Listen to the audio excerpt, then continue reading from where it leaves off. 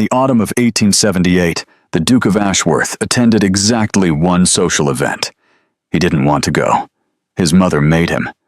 And in a small side room, away from the champagne and the candlelight, and every eligible woman his mother had mentally catalogued that evening, he heard something that changed everything.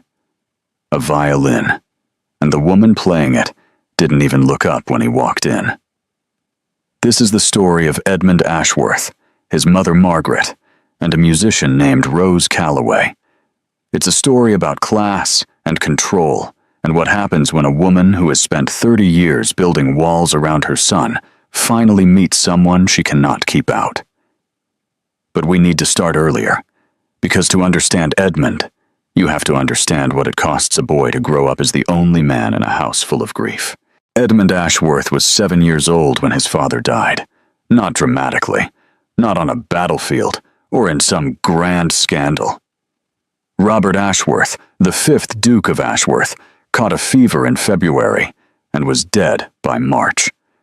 There was no warning, no long goodbye. One week, Edmund had a father who ruffled his hair at breakfast. The next week, the house was full of people dressed in black, speaking in low voices, and no one was ruffling anyone's hair anymore. He was the Duke now. That's what they told him. 7 years old, and he was the Duke. What does that mean to a 7-year-old boy? It means you watch grown men bow their heads slightly when they address you.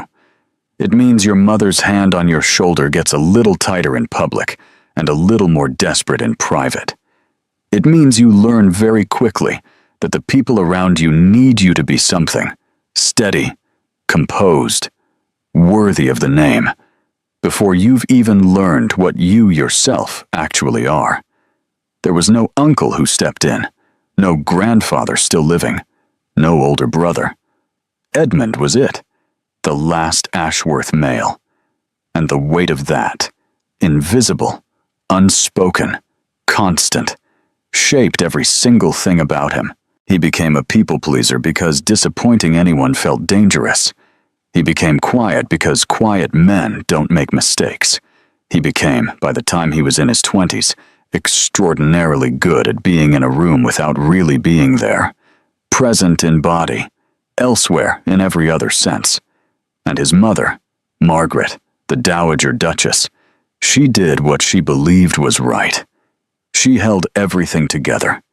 She ran the estate, managed the finances, kept the name respectable. She loved Edmund fiercely, in the way that fear sometimes disguises itself as love. She didn't want him to fail. She didn't want him to get hurt. She didn't want him to make the kind of choices that couldn't be undone. So she made them for him, quietly, persistently, for 25 years. By 1878, Edmund Ashworth was 32 years old and had never once, in his adult life, made a significant decision without first checking, consciously or not, whether his mother would approve. Now, Margaret. I want to be careful here, because Margaret Ashworth is very easy to dislike, and if we dislike her too quickly, we miss the most interesting thing about her. She was not a cruel woman. She was not calculating in the way of a villain.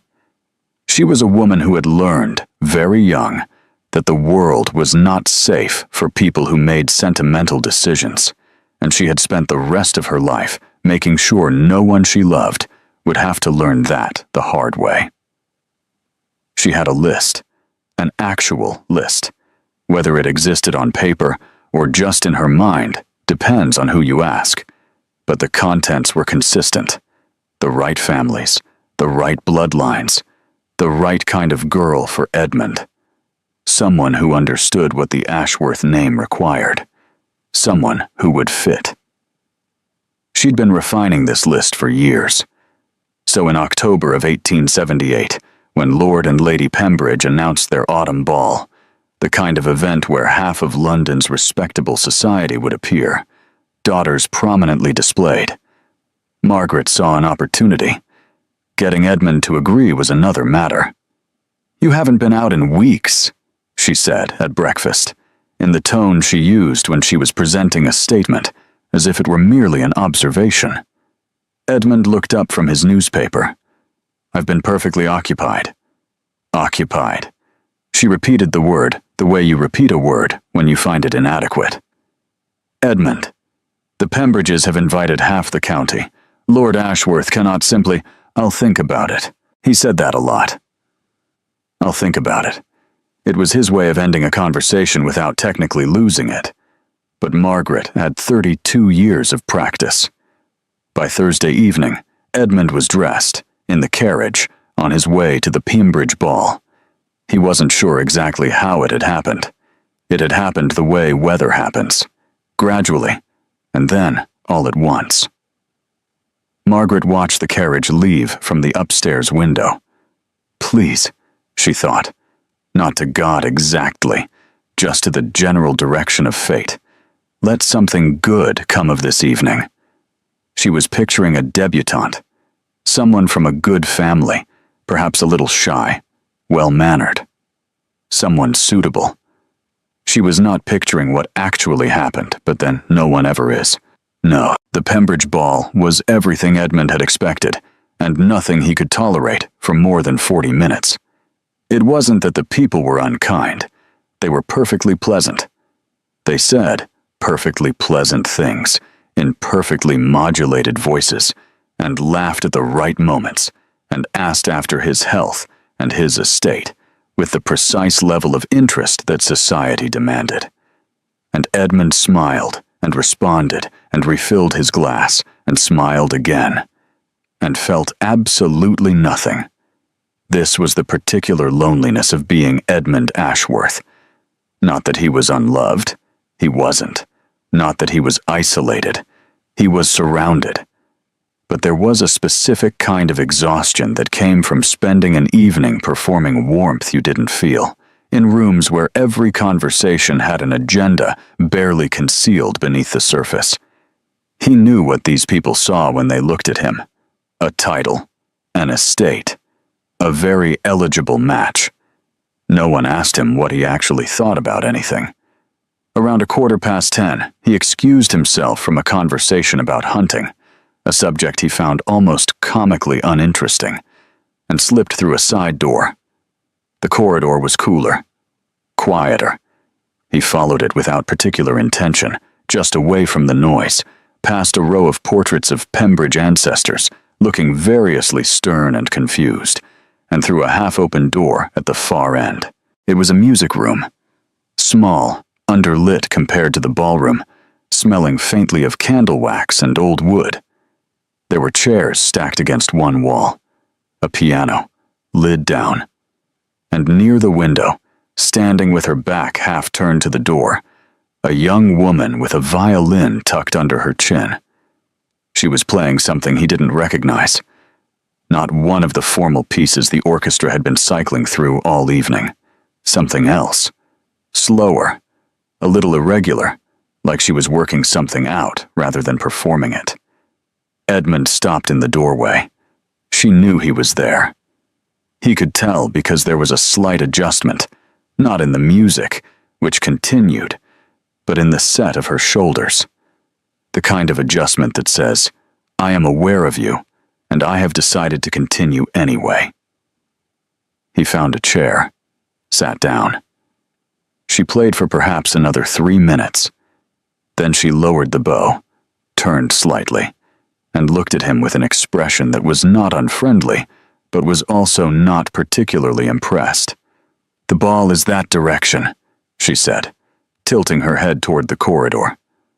"I'm aware," said Edmund. A pause. "I'm on my break," she said, clarifying her position, in case he'd missed it. "I work here. This isn't my party." "I know," he said. "I heard you from the corridor.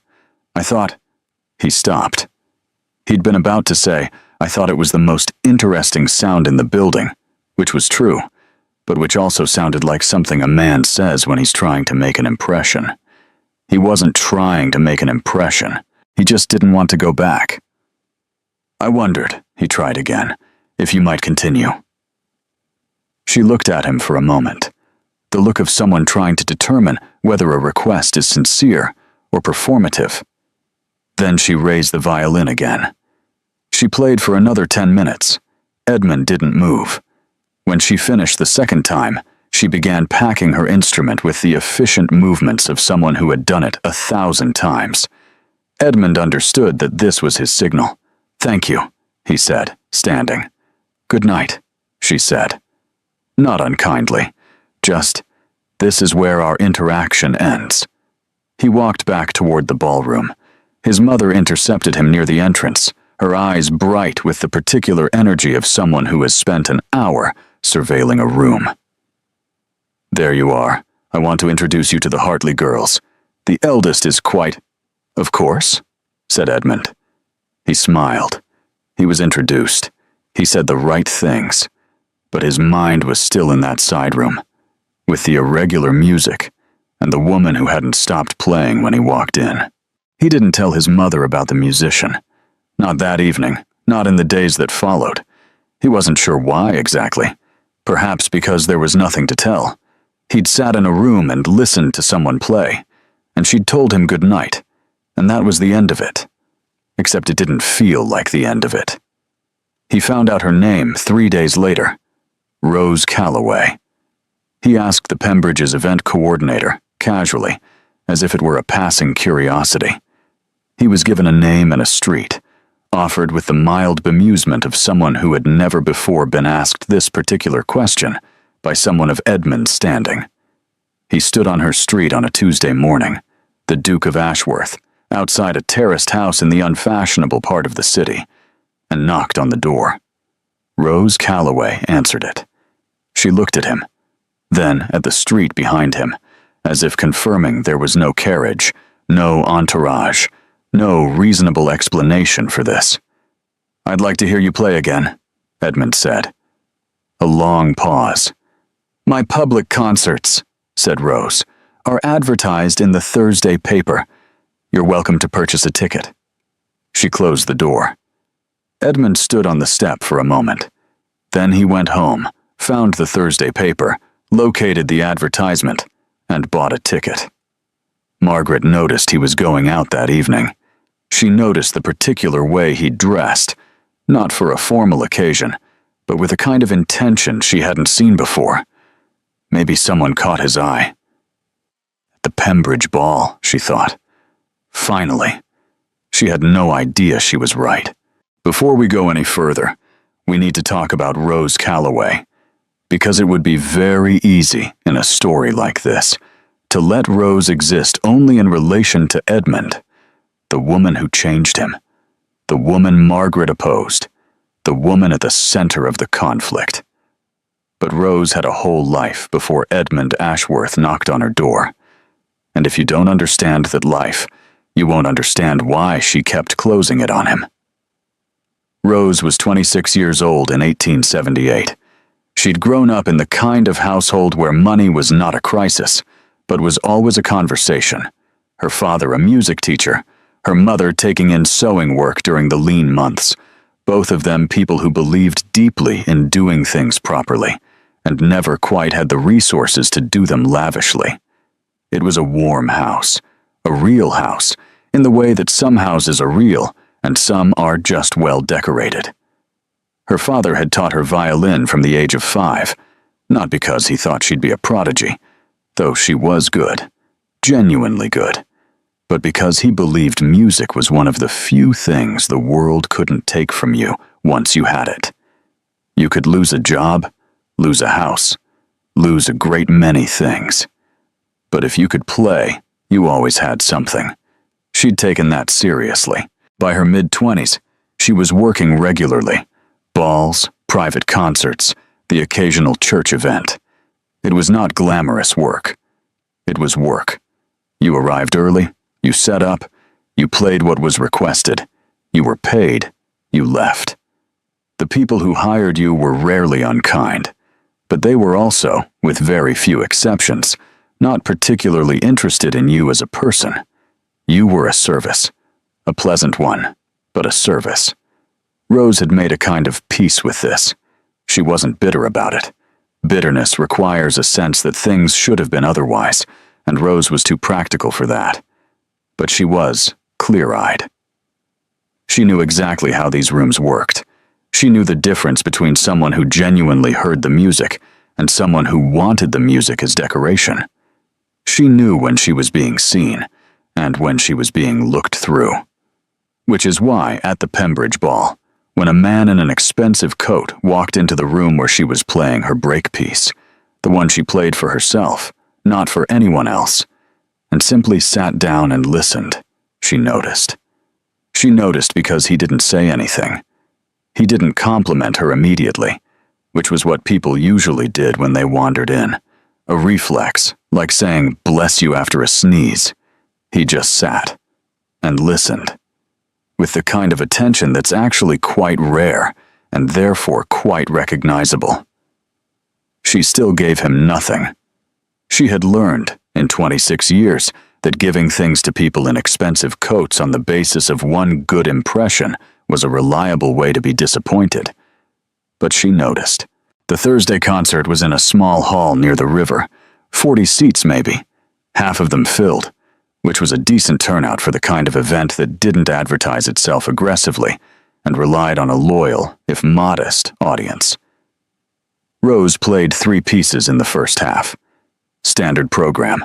1 Vivaldi, 1 piece by a composer most of the audience wouldn't recognize, but which Rose loved, and a folk melody she'd arranged herself. She knew this repertoire the way you know a route you've walked 100 times. Her hands knew it. Her body knew it. Her mind was elsewhere, which for Rose meant she was playing better than usual, not worse. She didn't look for him specifically when she walked out. That would have required admitting she'd wondered whether he'd come. But she found him.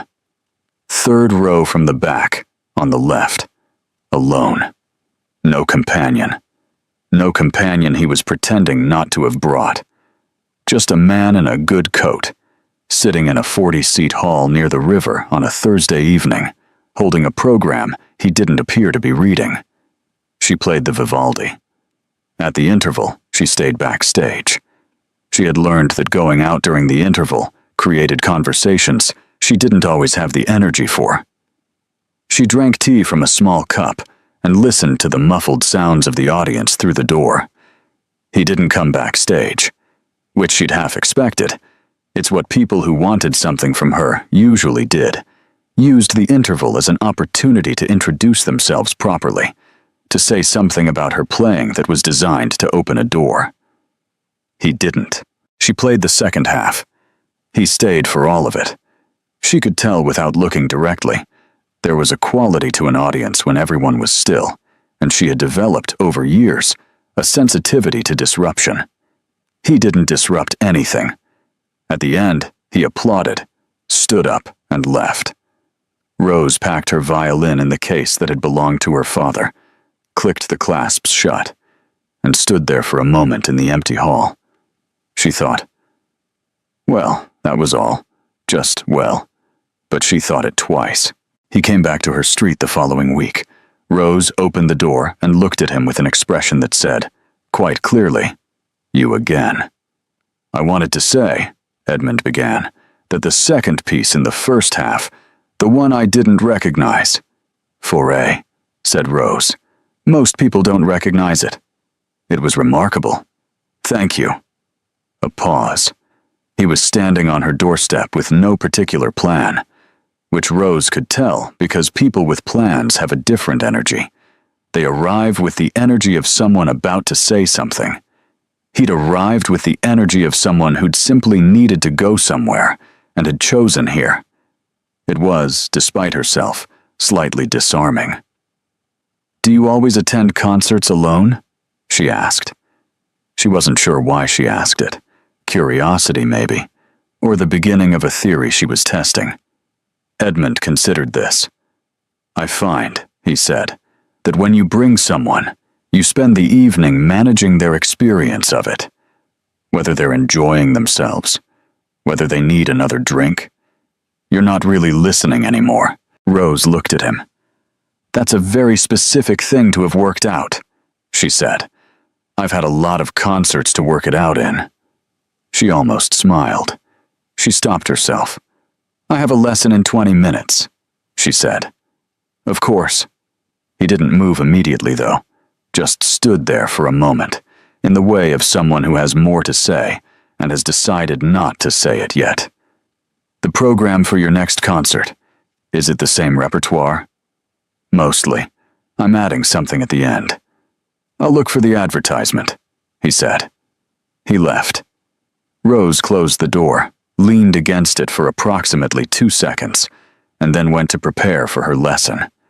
She told herself this was simply an unusual patron. She almost believed it.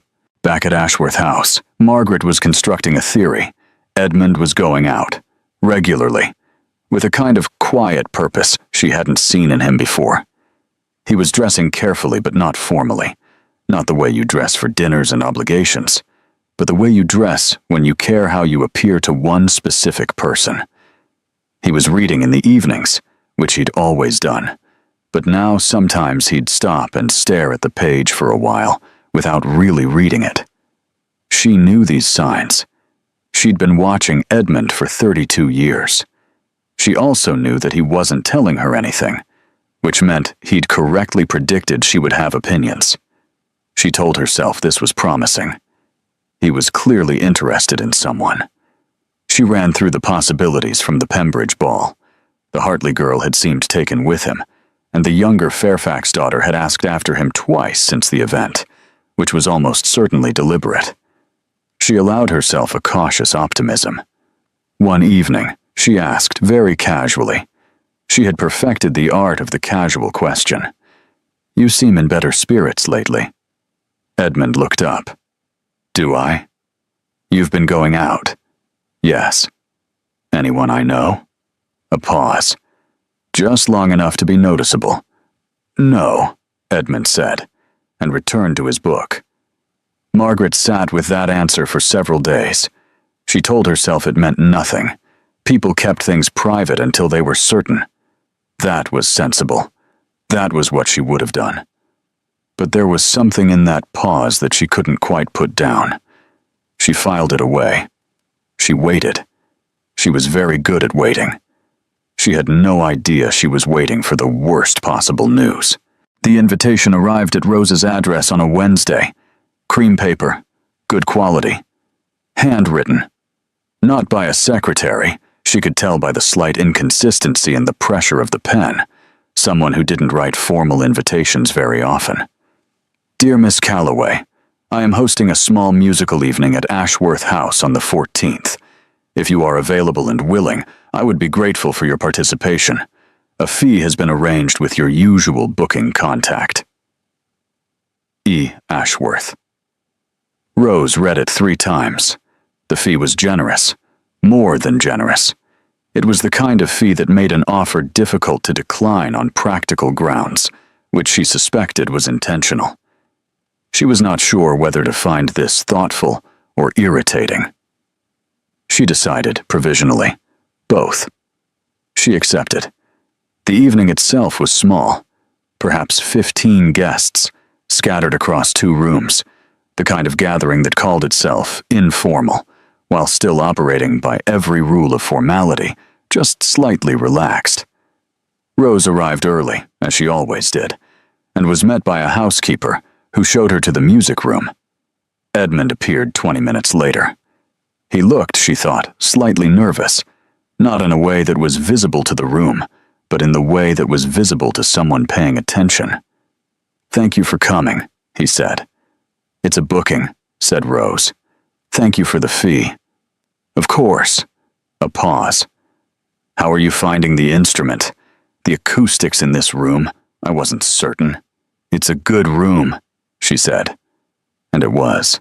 High ceiling, wooden floors, the kind of space that treated sound respectfully. Whoever chose it knew what they were doing. I measured it, said Edmund, slightly awkwardly.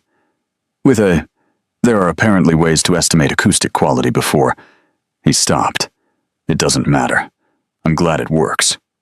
Rose looked at him. a born who measured a room's acoustics before inviting a musician to play in it. She filed this information away without comment and began her warm-up. The evening went well. She played for an hour, 2 short breaks. The guests murmured appreciatively. Margaret circulated, the perfect hostess, attentive and gracious. Rose watched her from the corner of her eye, watched the way she moved through the room, watched the way she occasionally glanced toward Edmund, watched the way she noted who he spoke to. After the guests had gone, Edmund appeared in the doorway of the music room again. Rose was packing up. He sat in the same chair he'd sat in at the Pembridge ball, uninvited, and she found she didn't mind. "The piece you played at the end," he said, "the one you added. You remembered. You said you were adding something. I was listening for it."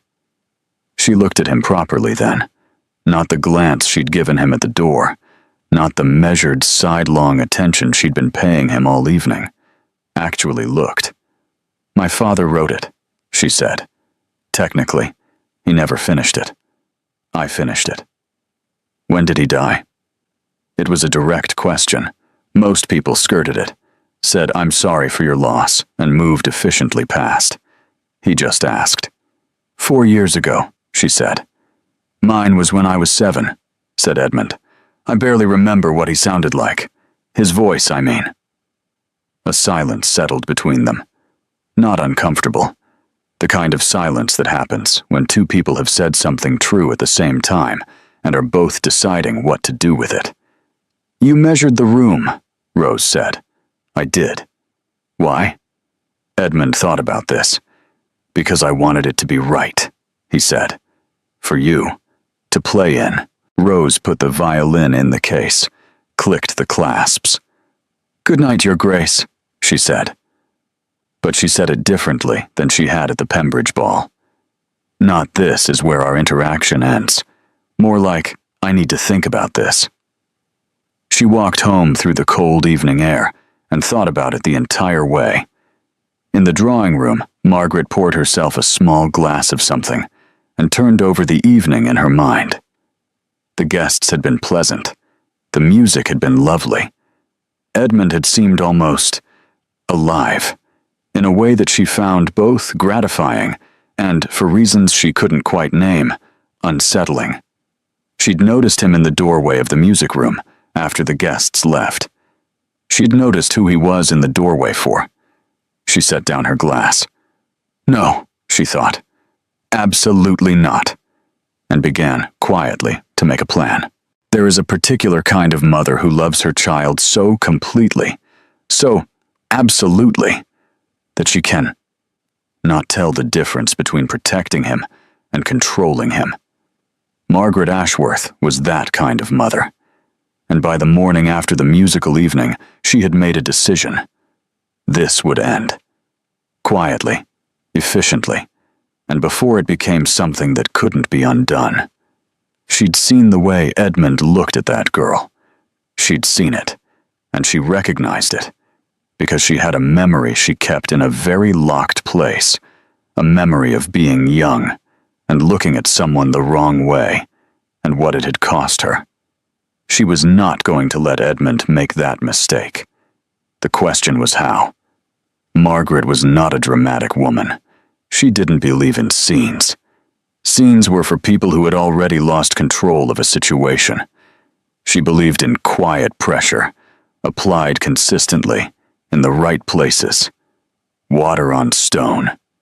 Given enough time, water always wins. She started with Edmund. She chose her moment carefully. Sunday breakfast. Edmund was always slightly softer on Sunday mornings, less armored. The week hadn't started yet. She poured his tea herself, which she didn't always do, and sat down across from him, with the air of someone who had something on her mind and was deciding whether to say it. Edmund knew this performance well. He waited. "The musical evening was lovely," she said. "I'm glad you thought so." "The girl plays beautifully." Edmund looked up from his plate, carefully neutral. "She does. Very accomplished." A pause. Margaret turned her cup slightly on its saucer. It must be a difficult life, that kind of work. Moving from house to house, always someone else's occasion. She said it thoughtfully, as if she were genuinely reflecting on Rose's circumstances, as if she were sympathetic. One wonders if they ever feel, I don't know, at home, anywhere. Edmund said nothing. I only mention it, Margaret continued, because I noticed you speaking with her after the guests had gone, which is perfectly kind of you, of course. You were always considerate with staff. The word staff landed in the room like a stone dropped into still water. Edmund put down his fork.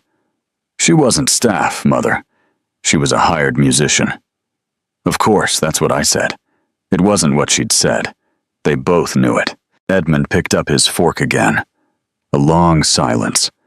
Margaret sipped her tea and waited, because she had 32 years of practice, and she knew that Edmund, when he was upset, went quiet before he went anywhere.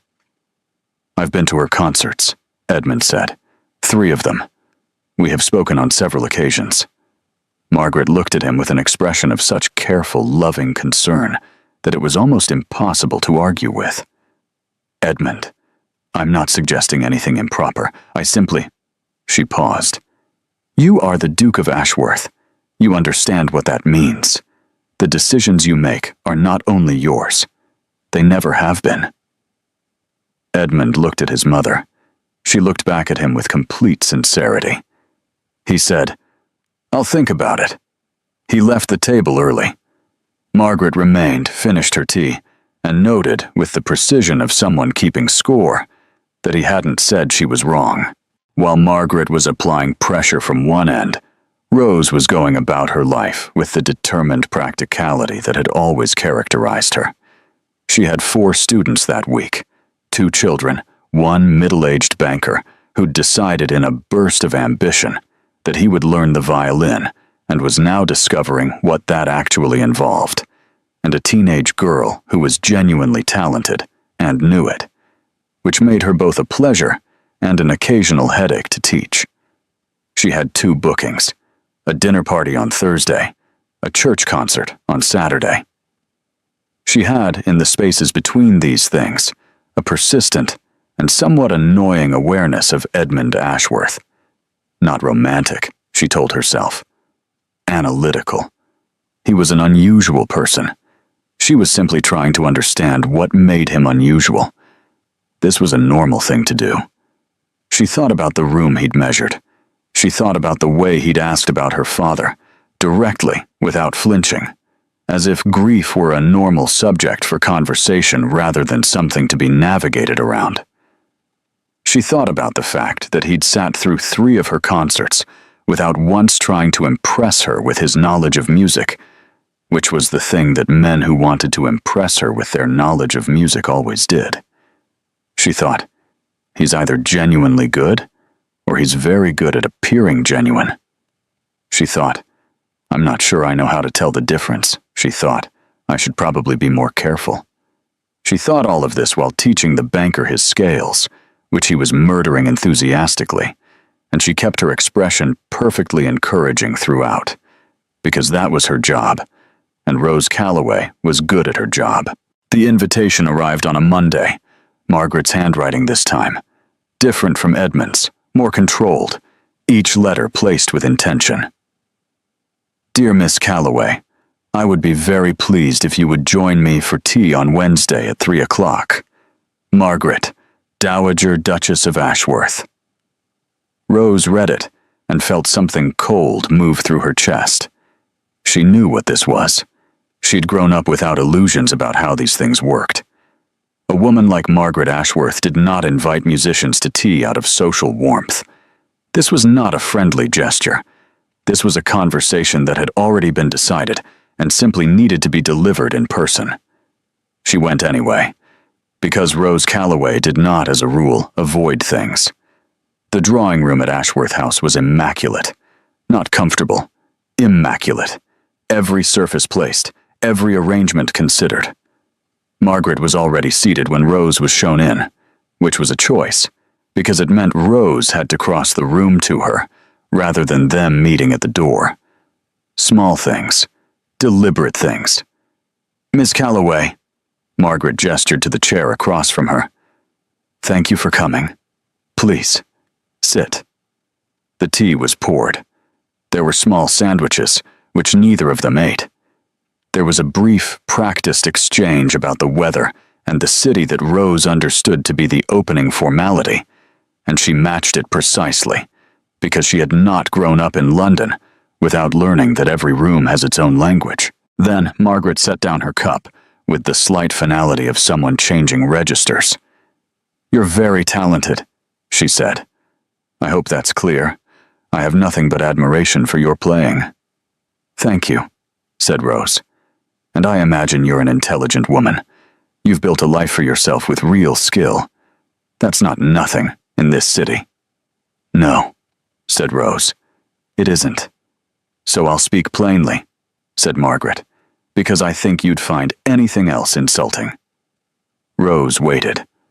"My son is—" Margaret paused, choosing words. "Edmund is not a simple person to understand. He appears self-contained, and in some ways he is. But he lost his father at an age when boys need fathers most, and the result is that he has spent his adult life being steadier than he feels. He performs confidence he doesn't have. He is kind, and he is good, and he is not someone who should be." She stopped again. "He is not someone who can afford to want things he cannot have. Do you understand what I'm telling you?" The room was very quiet. Rose said, "You're telling me that he's become interested in me, and you'd like me to discourage it." "I'm telling you," Margaret said carefully, "that if you care about him at all, and I think you may, then you understand that there are realities neither of you can simply decide to ignore. His name, his position, what's expected. The world doesn't—" She paused. "The world doesn't change because two people feel something inconvenient." Rose looked at her hands for a moment. Then she looked up. "You're right that I'm intelligent," she said. "So you'll understand when I say, I know exactly what you're doing, and I know you believe you're doing it for him." Margaret held her gaze. "I'm not going to make you a promise," Rose said, "but I'll tell you this. I have never in my life tried to be something I'm not to impress someone. I'm not going to start." She stood, thanked Margaret for the tea, left. On the street outside, she walked for 20 minutes without any particular destination, because she needed the cold air and the movement, and the specific privacy of being a person among people who didn't know her. She was not going to cry. She was not going to cry. She didn't. But that evening, she wrote in the small notebook she kept. Not a diary, just a place for thoughts too specific to hold. A single line. She's afraid of something. Not me. Something older. She closed the notebook. She didn't know yet what it meant, but she kept it. Edmund pulled back. Not completely. Not dramatically. He didn't write a letter. Didn't have a conversation. Didn't do anything that could be pointed to later as a decision. He simply stopped going out. Stopped attending her concerts. Sent no word. It was, in its way, the most Edmund thing he could have done. When caught between two things that both felt impossible, he went very still and waited to see if the situation would resolve without him. Rose noticed the absence. She didn't contact him. She had told Margaret she wouldn't make promises, and she had meant it. But she also had enough self-respect to know that she was not going to chase a man who had decided to disappear. She taught her students. She played her bookings. She was perfectly fine. She was not perfectly fine. Margaret, watching Edmund's withdrawal from her peripheral vision, felt something she identified as relief, and which was, if she'd examined it more carefully, actually something closer to guilt wearing relief's clothes. He was being sensible. He was making the right choice. She had done what needed to be done. She told herself this at breakfast. She told herself this at dinner. She told herself this in the small hours of the night, when the house was quiet, and the things you'd been out running all day finally caught up with you. 30 years ago, she thought, in those hours, someone sat across from me and told me that love was not enough. They were right, she told herself. They were right. She pulled the blanket up and waited for sleep, and told herself one more time that she had done what needed to be done. And 3 floors down, Edmund lay awake and stared at the ceiling, and felt, for the first time in his adult life, the specific and unmistakable anger of a man who has finally found something he wants and has allowed it to be taken from him, without a word. He lay with that anger for 4 days. On the 5th day, he got up, dressed, and went to find Rose. She was teaching when he knocked. He could hear, faintly through the door, the halting progress of someone learning something difficult. 2 notes, a pause. 2 notes again. The teacher's voice underneath it, patient and precise. He waited on the step. It was raining slightly. The fine, persistent rain that London does in November, that isn't quite enough to justify an umbrella, but is more than enough to make you thoroughly damp over time. He stood in it. 20 minutes later, the door opened, and a child came out with a violin case, glanced at him with complete indifference, and ran off down the street. Rose appeared in the doorway. She looked at him. At the rain. At him again. "You're wet," she said. "Yes." "You've been standing there a while." 20 minutes, approximately. A pause. "You'd better come in," she said. Not warmly, not coldly. With the pragmatism of someone who was not going to leave another human being standing in the November rain, regardless of the complications involved. Her front room was small and warm and absolutely full of music. Not sound, but the evidence of it. Sheet music on every surface, a music stand in the corner, a second violin on a hook by the window, older than the one she performed with. Books, a cat, sleeping on a chair, who opened one eye at Edmund and then closed it again, having decided he was not interesting. Edmund stood in the middle of it and felt, suddenly and overwhelmingly, that he was in the most real room he'd been in years. "I owe you an explanation," he said. "You don't owe me anything," said Rose. "We're not. You don't owe me anything." "I know. I want to give you one anyway." He looked at her. "My mother spoke to you." It wasn't a question. Rose didn't treat it like one. "She did," she said. "She had no right to do that. She had every right. She's your mother, and she's trying to protect you. I didn't agree with her, but I understood her." Edmund was quiet for a moment. "I pulled away because I didn't know what else to do. I've spent my whole life not knowing what else to do when she—" He stopped, started again. "When I was 8 years old, I wanted a dog. My mother said the house wasn't suitable. I never asked again." A pause. "I'm 32 years old, and I still haven't asked again. About anything." Rose looked at him for a long time. "I'm asking now," Edmund said. "I'd like to see you, properly. I don't know what that looks like, and I understand if you'd rather not. I understand if this is all too complicated and not worth the— I understand." "You said I understand 3 times," Rose said. "I know. I was nervous." The cat shifted on the chair. The rain tapped at the window. Somewhere outside, a horse went past on the wet street. "There's tea," said Rose. "If you want some." Edmund looked at her. "Yes," he said. "Please." It was the smallest possible yes, the most provisional, the most careful. But Rose turned toward the kitchen, and Edmund sat down in the chair that wasn't occupied by the cat. And outside the November rain continued, and inside, something that had been paused began again. Margaret found out the way she found out most things, not from Edmund directly, but from the accumulated evidence of his behavior. He was going out again. He'd come home one evening with a small damp patch on his shoulder, the way you get when you've been somewhere that had a cat, and the cat made itself at home. She sat with this information. She had done everything correctly. She'd spoken to Edmund. She'd spoken to the girl. The girl had left, or so she'd assumed. Edmund had pulled back. She'd seen it herself. She'd thought it was over. It wasn't over. For the first time, Margaret felt something she wasn't accustomed to feeling. She felt outmaneuvered. Not by scheming. There had been no scheme. Just by two people who had separately decided that what they wanted mattered.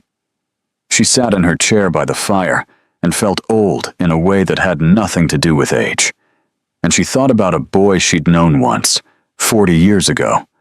A boy who made her laugh, who was not suitable, whose unsuitability had been explained to her very clearly by her mother, in a room not so different from this one. She had been so certain at the time that she'd made the right decision. She had never, in 40 years, fully stopped wondering. The fire crackled. The house was quiet. Somewhere upstairs, Edmund was reading. Or not reading. Staring at the page, probably. Thinking about someone. Margaret closed her eyes. I know, she thought. I know exactly what that feels like. And for the first time since this had all begun, she didn't reach for a plan. Margaret found out the way she found out most things, not from Edmund directly, but from the accumulated evidence of his behavior. He was going out again. He'd come home one evening with a small damp patch on his shoulder, the way you get when you've been somewhere that had a cat, and the cat made itself at home. She sat with this information. She had done everything correctly. She'd spoken to Edmund. She'd spoken to the girl. The girl had left, or so she'd assumed. Edmund had pulled back. She'd seen it herself. She'd thought it was over. It wasn't over. For the first time, Margaret felt something she wasn't accustomed to feeling. She felt outmaneuvered. Not by scheming. There had been no scheme. Just by two people who had, separately, decided that what they wanted mattered. She sat in her chair by the fire and felt old in a way that had nothing to do with age. And she thought about a boy she'd known once, 40 years ago. A boy who made her laugh, who was not suitable, whose unsuitability had been explained to her very clearly by her mother, in a room not so different from this one. She had been so certain at the time that she'd made the right decision. She had never, in 40 years, fully stopped wondering. The fire crackled. The house was quiet. Somewhere upstairs, Edmund was reading. Or not reading. Staring at the page, probably. Thinking about someone. Margaret closed her eyes. I know, she thought. I know exactly what that feels like. And for the first time since this had all begun, she didn't reach for a plan. By the fourth day, she couldn't pretend anymore. It was a chest cold, serious enough to put her in bed, not serious enough to be alarming in itself. The doctor came, prescribed rest and warmth, and the various remedies that doctors prescribed in 1878, with the confidence of men who knew somewhat less than they appeared to. Edmund was away, a 2-day matter in the city relating to the estate, something about a lease agreement that needed his signature in person. He'd left on a Tuesday. He was due back Thursday. The housekeeper, Mrs. Beale, who had been at Ashworth House for 19 years and had developed a calm competence in all situations that Margaret deeply relied upon, sent word to Edmund. She also, after a moment's hesitation, sent word to Lady Haverford. Constance. The reply from Edmund came within hours. He would return as soon as the matter was resolved. Friday at the latest. He was sorry. Was there anything she needed? Margaret read this and felt the particular comfort of a son who loves you. The reply from Constance came 3 days later. A letter. Cream paper. Haverford Stationery. Dear Mother, I was so sorry to hear you are unwell. William and I are unfortunately in the midst of our journey to Bath. We have had this planned for some months, as you may remember. I do hope you'll be feeling much better by the time you read this. The doctor will take good care of you. Do write when you're recovered. With love, Constance. Margaret read it once. She folded it once. She placed it on the bedside table. She did not unfold it again. She lay in the gray December light and listened to the house move around her. The creak of the floorboards, the distant sound of the kitchen, the particular quality of silence that a large house has when you are the only one in it who is still. She had not expected Constance to come. She realized this, lying there. She had hoped, but she had not, actually, expected. She wondered when she had stopped expecting. She heard the knock at the front door from upstairs. She heard Mrs. Beale's footsteps in the hall, the door opening, voices too low to make out. A pause, then footsteps on the stairs. Not Mrs. Beale's familiar tread, something lighter. A knock at her bedroom door. Come in, she said, because she was Margaret Ashworth, and she did not hide in her own bedroom. The door opened. Rose Calloway stood in the doorway. She was wearing her ordinary coat, not dressed up, not as if she'd made any particular effort, which somehow made it worse and better simultaneously. She was carrying something wrapped in cloth that turned out, when she set it on the small table by the window, to be a covered dish. Edmund wrote to me, she said simply. He said you were unwell and he couldn't get back until Friday. Margaret looked at her. I don't require, she began. I know, said Rose. I brought soup. Mrs. Beale can heat it. I don't need to stay. A pause. You came, Margaret said. Not warmly, not coldly, just noting the fact of it. Yes, said Rose. Constance didn't. She hadn't meant to say that. It came out before she could apply the usual filter, and once it was in the room, it couldn't be taken back. Rose absorbed it without expression. No, Rose said. I know. The room was quiet for a moment. Outside, the December wind moved against the windows. You can sit, Margaret said finally. The words cost her something. You could tell by the way she said them. Not gracious, not yet, but not nothing. If you've come all this way, you might as well sit. Rose sat. She came back the next day, and the day after. She didn't make a performance of it. She didn't arrive with elaborate gestures or lengthy conversation, or any of the things that would have required Margaret to respond with equivalent warmth, which Margaret was not ready to produce. She came. She checked on the household. She sat for a while. She left. The soup was good. Margaret noted this with the involuntary honesty of someone who had expected it not to be. On the third day, Margaret was sitting up in bed, feeling somewhat better, when Rose came in with tea and settled in the chair by the window and began reading. She'd brought a book, her own book. She wasn't waiting for Margaret to entertain her, just present, quietly present. Margaret watched her for a while. You're not what I expected, she said. Rose looked up from her book. What did you expect? Margaret considered this honestly, which was not her habit with people she'd decided to oppose. Someone more eager to please, she said. In your position, given the circumstances. Given that I'm not suitable, Rose said, directly, without heat. You did. You were right, by your definition.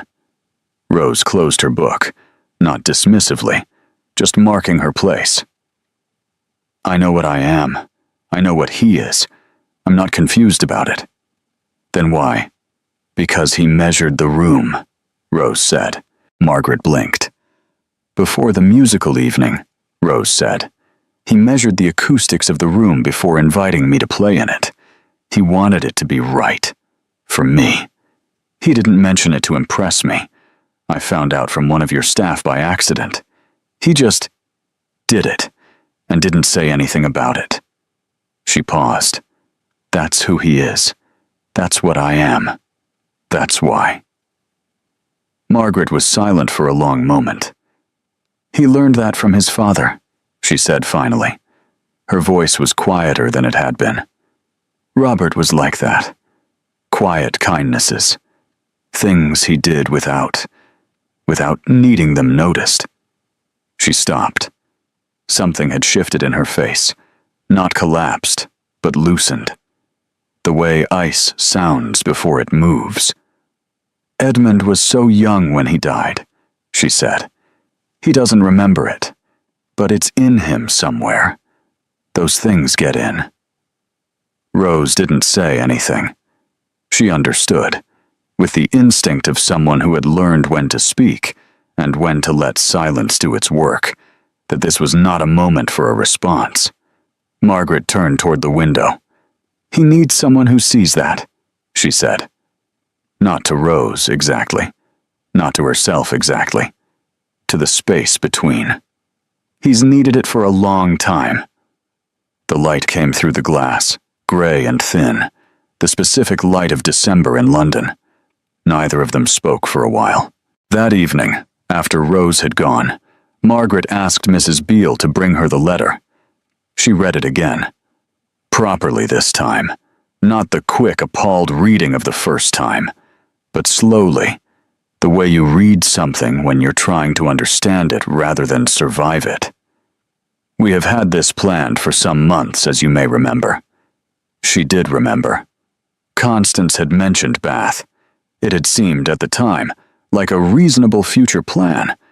It had not seemed like something that would take precedence over a sick mother. She thought about Constance.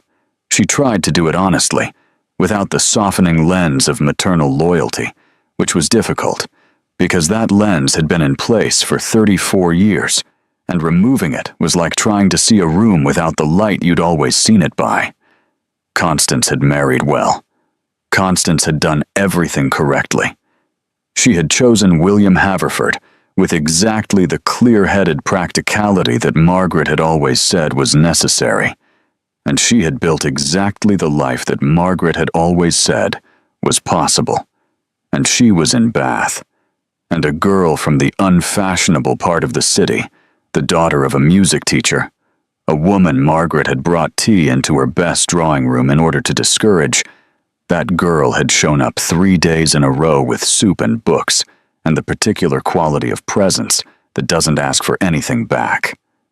Margaret set the letter down. She thought about her mother's drawing room, the conversation she'd had at 22, the boy she'd turned away from. She had never told anyone about him, not Edmund, not Constance, not anyone. She had put it away very thoroughly, the way you put things away when you've decided that examining them serves no useful purpose. She examined it now. He had been kind. He had been funny, which she'd forgotten until this moment. The way you forget the specific sound of someone's laugh until something calls it back. He had not been suitable. She had been so afraid. Not of him. Of what her mother had said. Of the consequences. The isolation. The closed doors. She had sat in that drawing room and been afraid. And she had made the sensible decision. And she had told herself for 40 years that she'd been right. She was still not entirely sure she'd been wrong. The fear had not been imaginary. The doors that closed on unsuitable women were real doors, with real consequences. But she was lying in bed, with a chest cold in December. And the suitable daughter was in Bath, and the unsuitable girl was the one who'd come. There was something in that, something she couldn't quite dismiss. She turned off the lamp. The room went dark. She thought, Edmund is 32 years old. He has spent 32 years being what I needed him to be. She thought his father would have let him have the dog. She lay in the dark for a long time. In the morning, she didn't reach for a plan. He came back on Friday as promised. She heard him in the hall, heard his voice asking Mrs. Beale how she was, heard his footsteps on the stairs. Quick, not running, but with an urgency that he was trying to contain. He appeared in the doorway. He looked. She noticed this with a small and unexpected tenderness. He looked frightened. Under the composed exterior, under the careful Edmund face he wore in the world, he looked like a 7-year-old boy who'd been told something was wrong and had traveled as fast as he could manage. "You look better," he said. "I am better," she said. "Come in. You're letting the cold air in." He came in, sat in the chair by the window, Rose's chair from the past few days, though he didn't know that. He looked at her with the careful attention of someone checking that the thing they'd been afraid of wasn't true. "Rose came," Margaret said. Edmund went still. "Every day," Margaret said. "She brought soup." She sat. A pause. "She told me about the room." Edmund looked at her, uncertain. "The acoustics," Margaret said. "That you measured it." Something moved across his face. Not quite embarrassment, not quite pride. It seemed, I wanted it to be right. "I know," said Margaret. "I know you did." The room was quiet. "Mother," Edmund began. "Don't," she said. Not harshly, tiredly. "Don't have the argument. I'm too tired for the argument, and I don't think—" She stopped, started more carefully. "I don't think I have the same argument in me anymore." Edmund looked at her for a long moment. "Are you saying—" "I'm saying I'm tired," Margaret said, "and that the soup was very good, and that your father would have liked her, I think. He would have liked that she didn't pretend." She turned to look at the window, the December light, the bare trees at the edge of the garden. "That's all I'm saying," she said. "For now." Edmund didn't speak, but she heard him exhale, a long, slow breath, the kind of breath you take when something you've been carrying for a long time gets, if not put down, then at least shifted to a different shoulder. She hadn't said yes. She hadn't said welcome. She'd said the soup was good, and that his father would have liked her. For Edmund Ashworth, who had spent 32 years translating his mother's silences, that was everything. There's a moment in every long conflict when both sides realize, quietly and without announcement, that the fighting is over.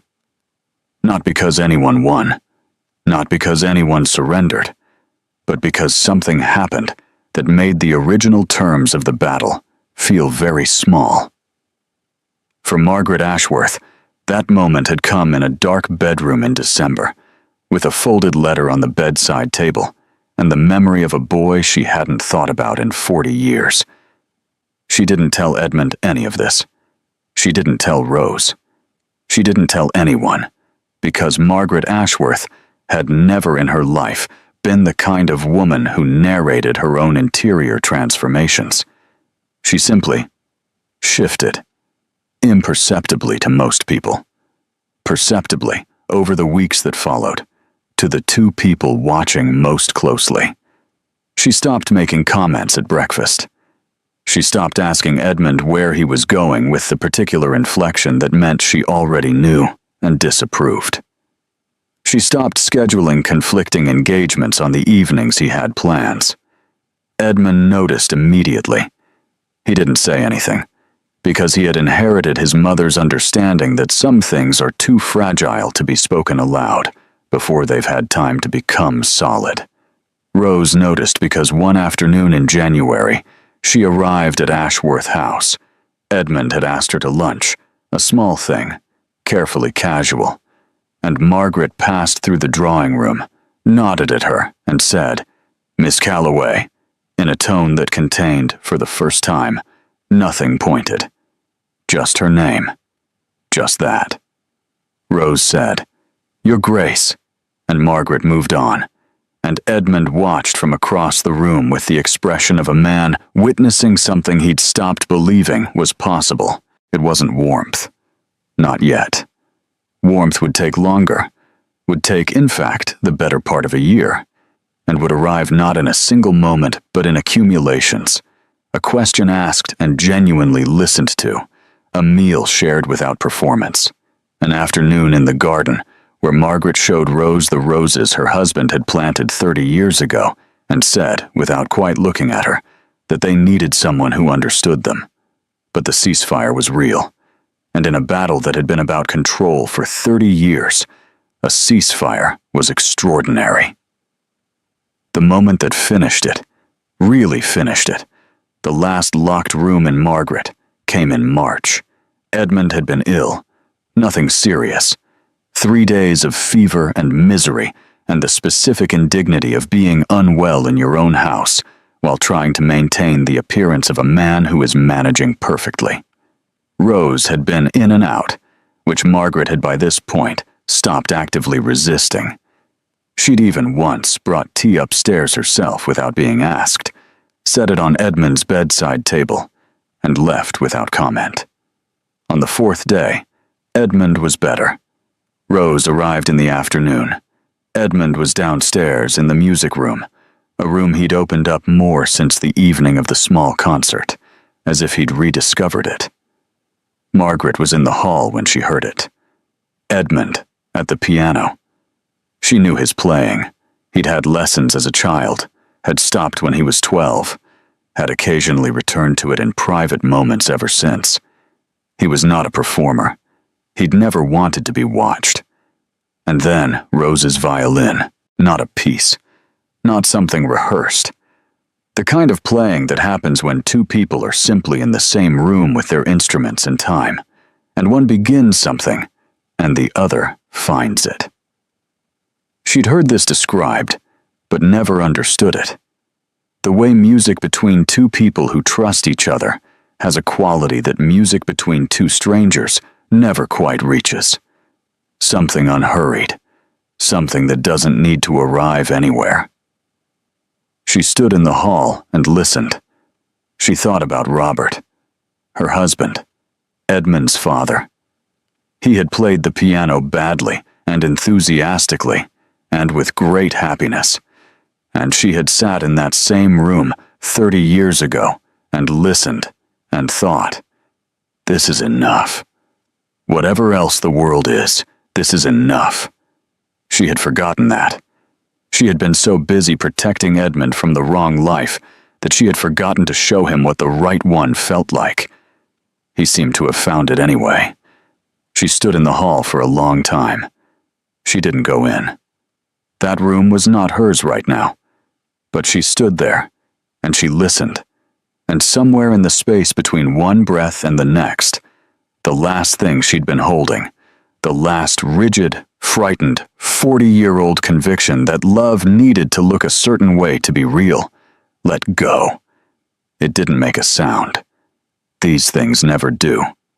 She went to the kitchen, told Mrs. Beale they would be 3 for dinner, and began.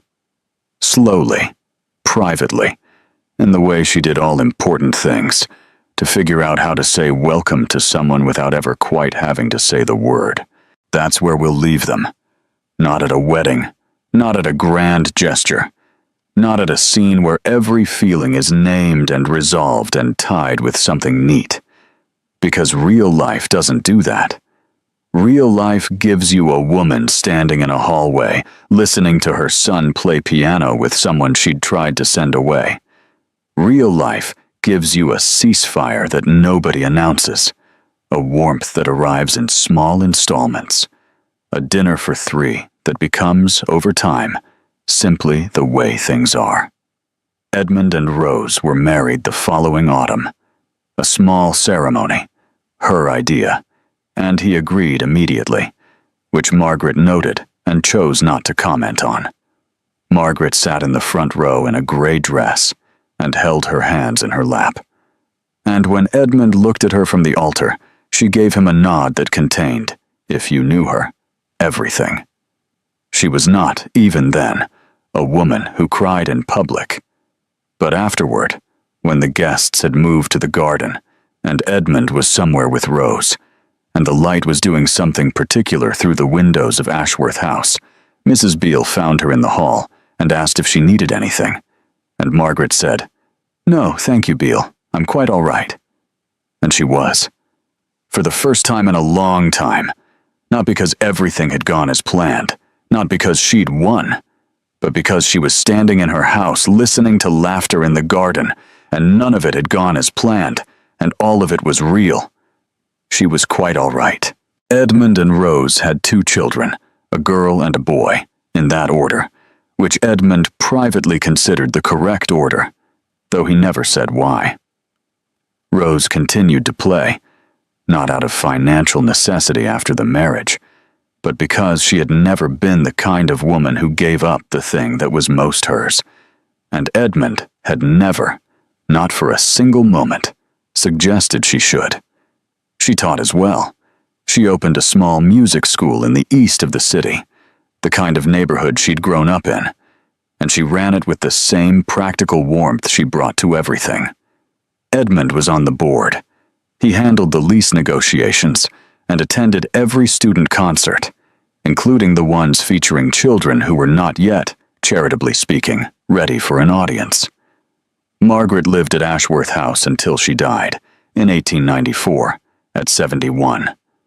She and Rose never became easy with each other, in the way of women who have always been friends.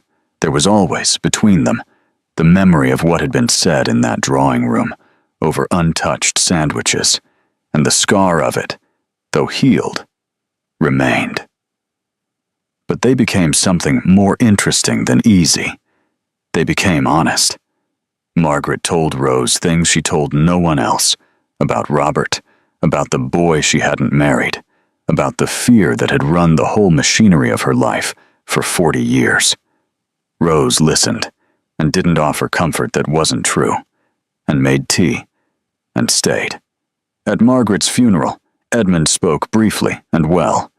Rose sat in the front row with their daughter on her lap, and when it was over and the guests had gone and the house was quiet, she went to the music room, took out her violin, and played the piece her father had written, and she had finished.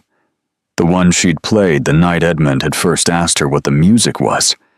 She played it for Margaret, who had been, in the end, the most complicated person she'd ever loved. Thank you for spending this time with Edmund, and Rose, and Margaret Ashworth. If this story stayed with you, the complicated love, the locked doors, the people who come through anyway, I'd love to know which moment got you most. Leave it in the comments. I read every single one. And don't forget to tell us which city you're watching from. And if you're new here, welcome. There's more where this came from.